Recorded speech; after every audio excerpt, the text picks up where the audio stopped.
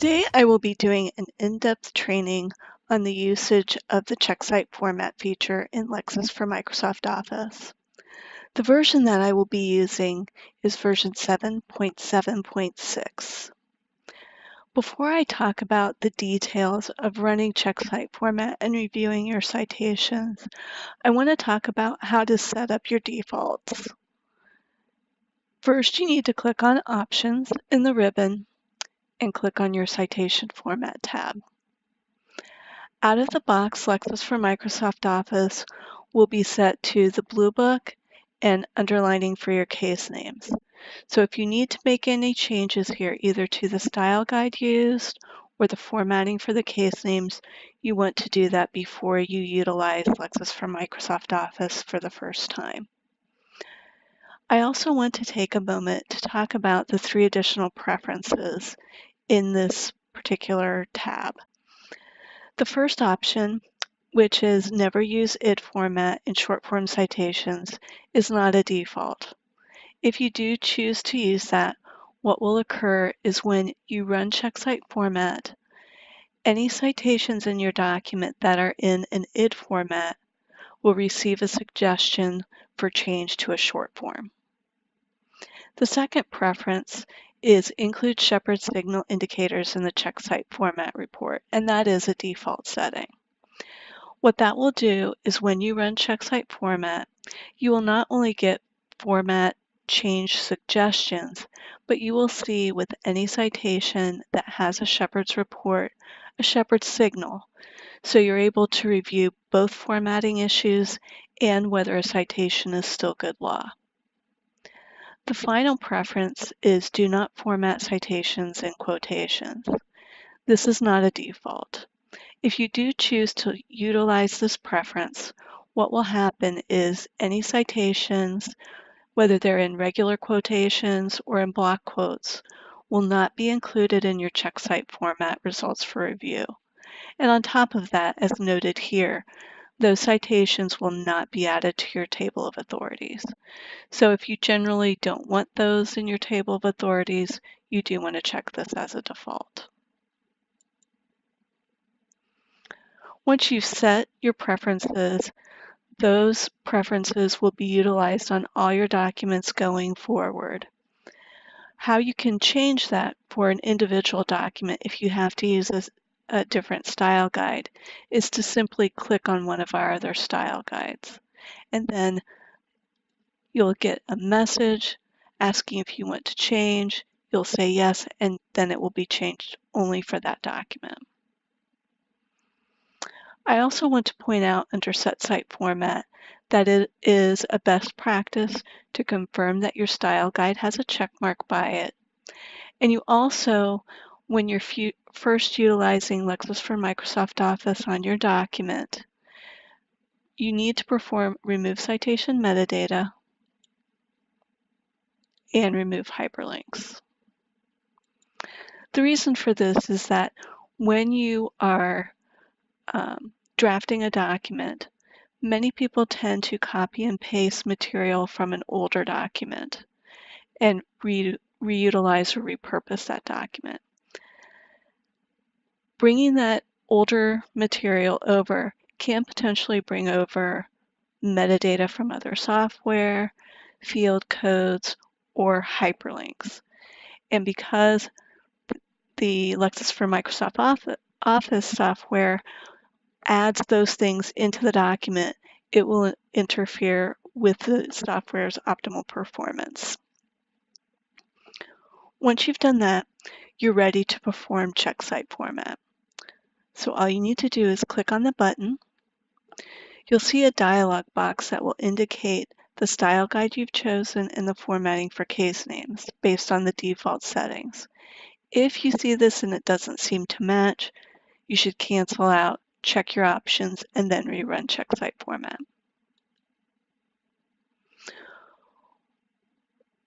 What the software is doing behind the scenes while it's processing is it is checking for the proper format of your citations.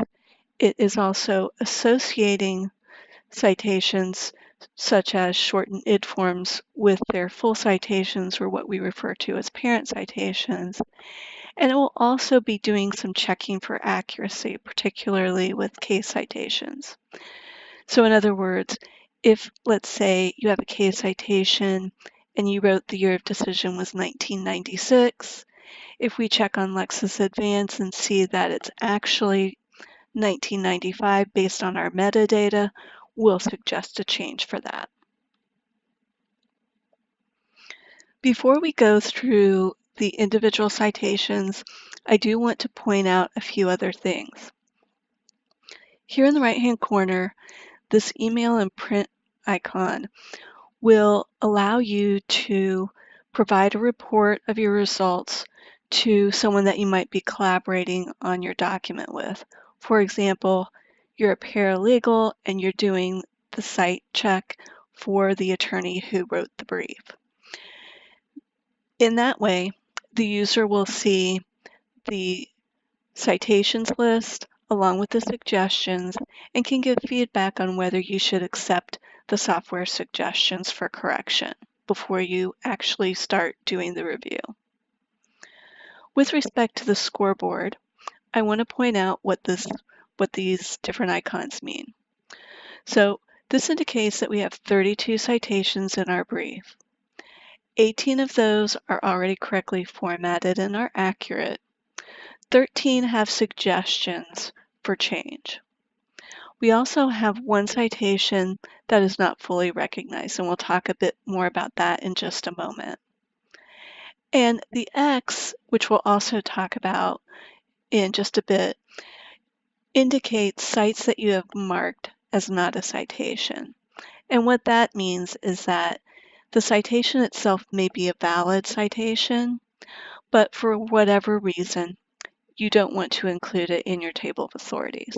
So for example, maybe that valid citation appears in a heading. So you don't want that in your table of authorities. You can mark it here in Check Cite Format and save yourself some time when you're doing the TOA later on. The Shepard signal line will indicate the total number of citations that actually have Shepard's reports on Lexis Advance and the treatments that apply to those particular reports. In both areas, there is a show dropdown. So if you want to look at your citations, and let's say, for example, you only want to look at the ones with suggestions for correction, you can do that. That can be an efficiency tool, but just for your information, I won't be going through the citations that way so that we can look at everything as a whole and in more depth. The same type of dropdown will apply to the Shepard signals, so that if you want to look at all sites that have possible negative treatment, for example, you can do that.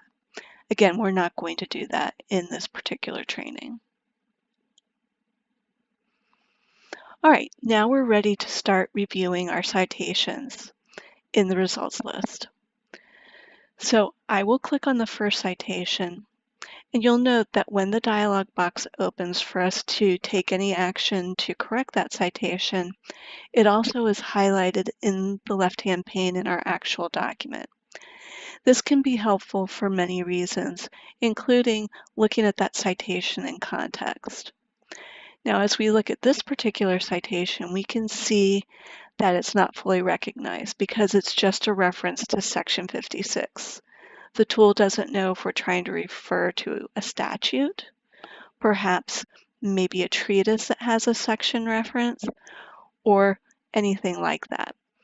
However, if we look back in the context of the document, we see a reference to motion for summary judgment, and I'm going to conclude that I really meant to refer to Federal Rule of Civil Procedure 56. So I'm going to click on Let Me Edit, which will allow me to edit my cite in the top box. I'm going to type in my correction to my cite, and once I've done that, I click on Check Current. What that will do is it will review my new citation for whether or not it's accurate and incorrect format. I have a correct format message, so clicking on Use Current The citation will be changed in my document and also in my Check Cite Format results list.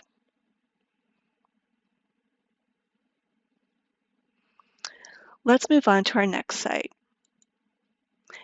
This site is to the United States Code, and we're getting a suggestion to add a year of publication. I have some choices. I can either leave it as is and mark it as use current.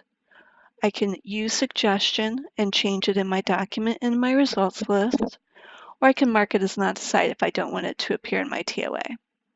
In this case, I'm going to go ahead and do a use suggestion and have it changed in my document.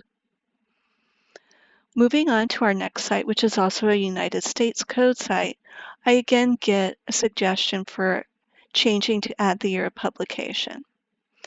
Now I could click on Use Suggestion again. However, I'd like to point out that there's an efficiency tool that you can use to save a bit of time if you see that a number of our suggestions are ones that you want to accept. So if I do want to do that, I can simply review this, say in the back of my mind I want to use that suggestion, and then at the end of my review of my list, I can perform a correct all. What that will do is all citations that have the yellow exclamation point will be corrected in a batch. So that's what I'm going to choose to do with that site and also with the site that follows it. Continuing to review the sites, I see that the United States versus Tonga is already correct, so I'm going to move past that. This IT site is also marked as correct. However, we do recommend that you take a moment to do additional review of all IT sites because there are some instances where an IT site may not be properly associated with its full or parent site. So as an example, I click on this, and in the document, this IT site is actually going back to a trial transcript site, so a record site. So this is something that I would not want to include in my table of authorities. I could click on not a cite, but as I review the next two sites, I see they're also going back to the trial transcript. So what I can do to save myself some time is I can highlight the section where all three IT sites appear and click on not a cite, and they'll all be marked as not a cite at one time. As a precaution, you need to make sure that in whatever section you highlight, there are no legal citations that you do want to keep because they will be marked not a cite also. So if you have this occur in multiple places within your document, you may have to undertake this more than once. All right, so we're going to continue to review. And the next site that has a suggestion is one that we want to take a brief look at. So in the dialog box, we will mark in the top box what needs to be changed in your original citation, and what we suggest that it be changed to will appear in the bottom box. And here we'll pick up some things as simple as rules like the US should not be abbreviated if it is a party. So again, this is something we want to accept. We're going to do that as part of correct all. Let's look at the next site. As I mentioned, you do want to more carefully look at IT sites. We can see here that this IT at 1003, even though it's associated with Redmond, because it immediately precedes it, and that's the assumption that the software will make, it actually should not be associated with Redmond because it does not fall within the page range. If I take a moment to review citations that precede this IT site, I can see that it really should have been associated with Holt. So now I can go out, click on Change Parent, and fix that association. In the dropdown, all the full sites in the document will appear. I can choose Holt and click on Check Parent. As you can see, the parent will be confirmed, and if there needs to be a change in the format of the site, there will be a suggestion for that. And by clicking on Submit, I can have my format changed both in the document and in my results list.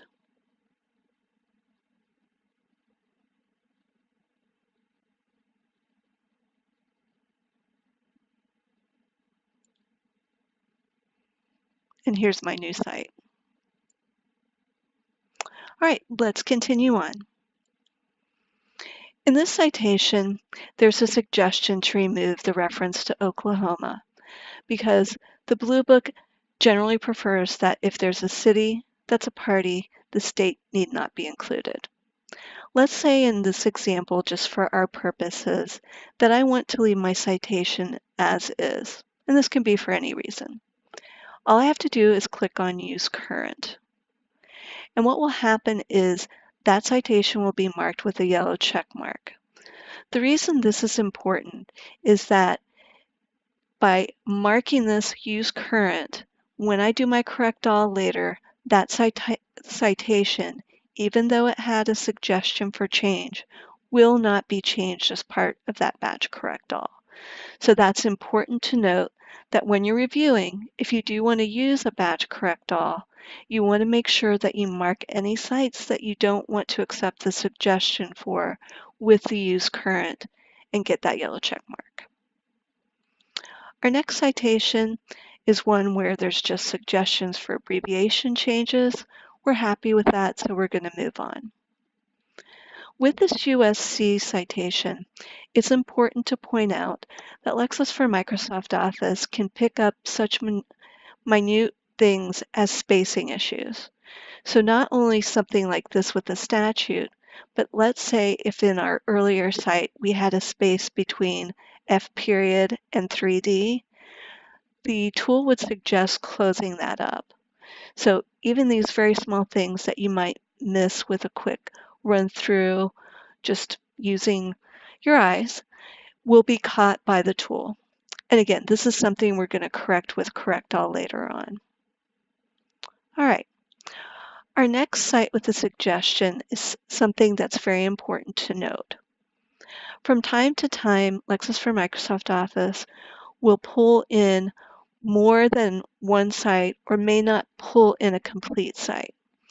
So if you need to redefine where your citation begins and ends, you can utilize Change Site Boundaries.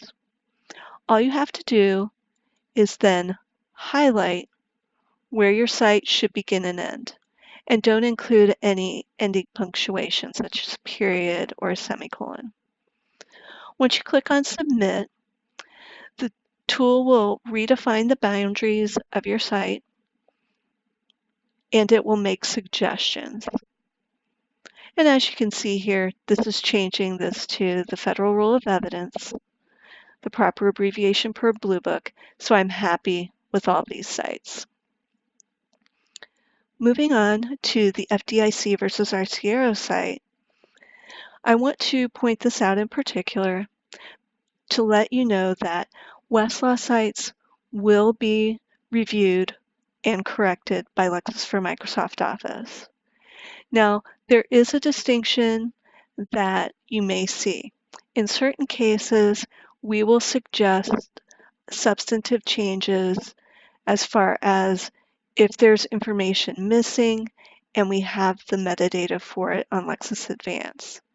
We don't have the metadata for every Westlaw case on Lexis Advance, so we may give you a prompt as far as what information you need to find. In this case, the month and day of decision. What you can then do is click on Get Suggested Doc, which will take you out to Lexis Advance, and you may be able to find other cases that refer to that and have the citation information, or you can do a search for that case by case name to get the information.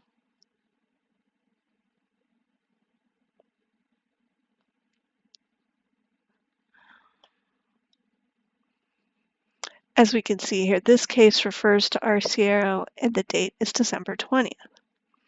So now I can go back into my document And like I did with my first citation, I can edit my citation to include the information I need. I'll click on Check Current.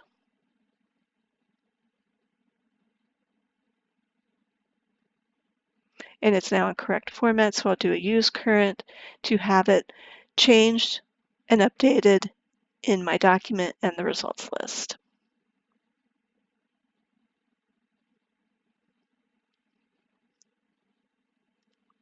So let's continue on. The CFR site has a proper id citation suggestion because these match exactly even down to the subsection.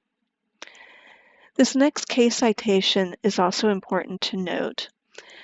Lexis for Microsoft Office will check to see if a citation is in proper long or short form, depending on where it's placed in the document. So as you can see here, we have a short form for this case citation, but the author did not previously cite this in the document. So we're going to suggest that it's corrected to be a full case citation. So that's correct. I did not see this in my list previously, so I'm going to have that corrected when I do correct all. All right, we're going to continue. We're almost through the document. As I noted previously, citations and quotations, if I choose that particular option, will not be pulled into my results list.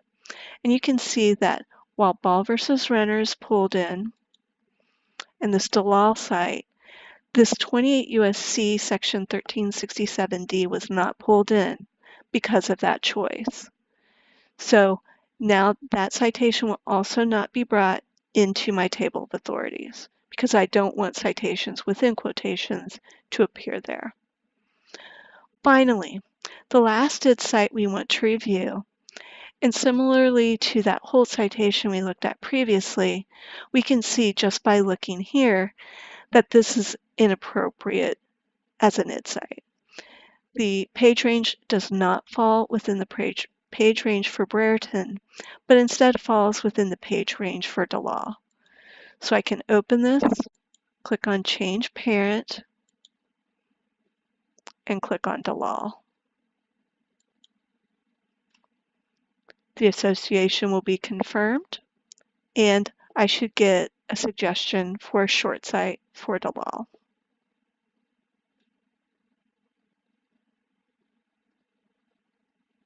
Now I can submit that, and that will be changed within my document.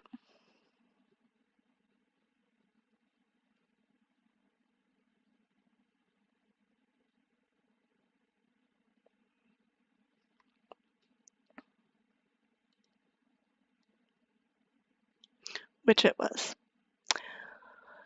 Before I perform correct all, since I've finished my list and I have everything marked that I wanted to have marked, I do want to point out that you can also do an add citation if you see that one of your citations was not pulled into the results.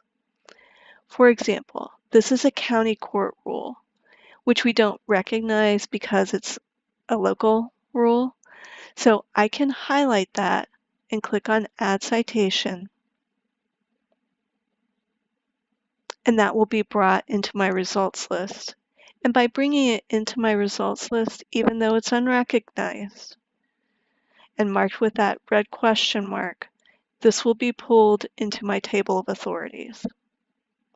The other thing I want to note is that if you are an attorney, you're drafting the document, and you've already run Check Cite Format, and you add some additional material to your draft, and you want to check the cite format, you can simply click on Refresh Report, and your results in the right-hand pane will be refreshed, and those new citations will be added.